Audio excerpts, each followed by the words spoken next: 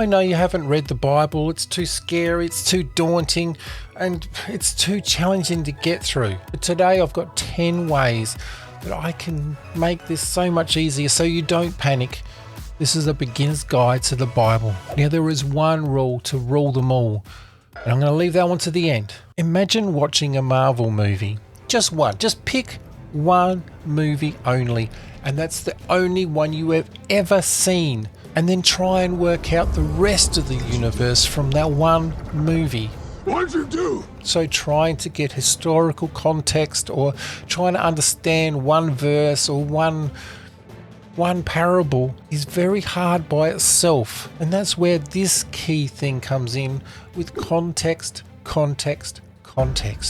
Now, historical context or understanding words is really important, but also just remember the context of the audience that it's written for. Matthew, Mark, Luke, and John, they all have the same story. They're all about Jesus. But there's a point why there's 4. It's because it's for a different audience for each one. It may surprise you that the Bible was not written originally in English. So we have to get it translated from Hebrew, from Aramaic, Greek. Now it can get confusing with translations, but it's okay. Let's just keep it simple. We're just starting to begin into our journey with the Bible. So let's not get too overcomplicated. A lot of people say King James Version is everything, but it's hard to read. So let's just slow down. There are modern translations that are okay. Now we've got the New International Version, which is my favorite. We've also got the New Living Translation and the English Standard Version. Not every translation is perfect for everything. But for us, we're just trying to get into the Bible. We just want to keep it simple. Now, from beginning to end, the Bible is definitely worth reading.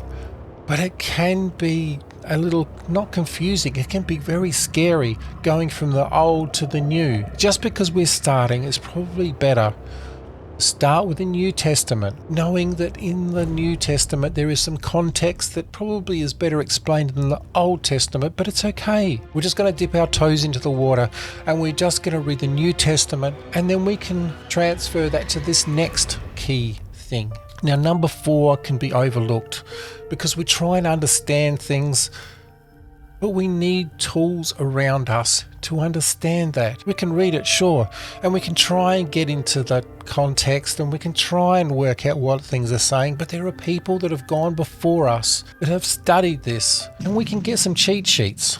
And one of those that I found really a great resource is the BibleProject. Just search it up on YouTube. Doesn't matter what you're looking for, it will be there.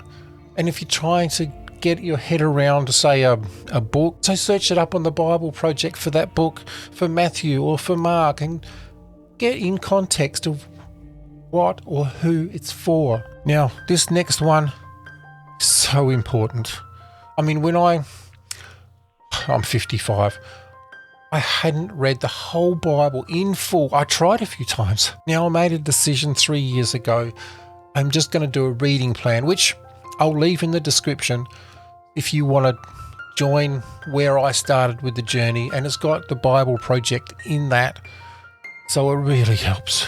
But when I just want to take you into how I felt when I just did a little bit at a time each day, starting from Genesis, working my way through to Revelation. And this is just in Genesis. I want you to know. Farmer wants a lot of wives with Abraham and his family. No Love Island, Survivor, Hunger Games. And then it goes into the rest of the Old Testament. I'm thinking this is the Game of Thrones. And it's worse than the last series. But I just took it slow. I didn't rush anything, and if I didn't understand something, I might look it up, but at the same time, I just let it sit. Take it slow. I didn't understand something, but I put it aside. And I've got to say, even my first read through, I got most of it, but there were some things that I didn't get. But because I took it slow, I didn't try and overdo things, and it may even take a second read to even understand something, so it's okay. Take it slow. Now, along with study tools and along with the BibleProject videos, we have the whole internet. We have ChatGPT. Ask lots of questions. delve into things. Now, just with ChatGPT, it can get things very wrong. It can have illusions of what it's thinking. Just back it up with people like Mike Winger or the BibleProject or what you actually read in the Bible. Which brings me to the next thing. If you do have questions, write it down. Put it on paper. By the end of the year, you'll have a whole heap of questions.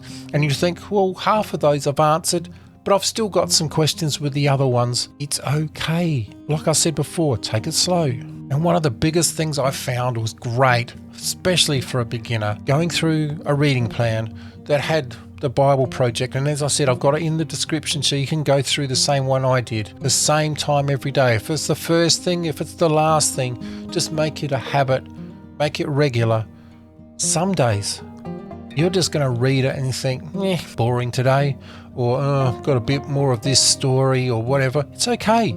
Just read it, put it aside, move on. It's okay. Just keep reading. Which brings me to number 9.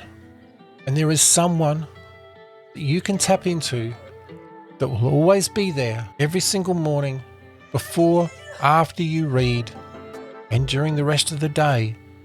Pray. Keep in contact with God, because He will always open up things to you. And if you have a quiet moment talking to God and asking Him for understanding, you will be so amazed. Now, there is one rule to rule them all. Yes, He gave the 10 commandments, and I bet you can't list them all. But Jesus said the best commandment is to love God with everything you have, and to love others as yourself is the second best thing. And if you do those 2 things, you will fill your whole world with God, and you'll have nothing else to fit in. Love Him with everything you have. You can't go wrong. To remember, reading the Bible is a journey, and you need to take every step by step. Don't be discouraged by things that are complex in the Bible, because understanding deepens with time. So continue reading. Go do something awesome for God, and I'll catch you in the next one.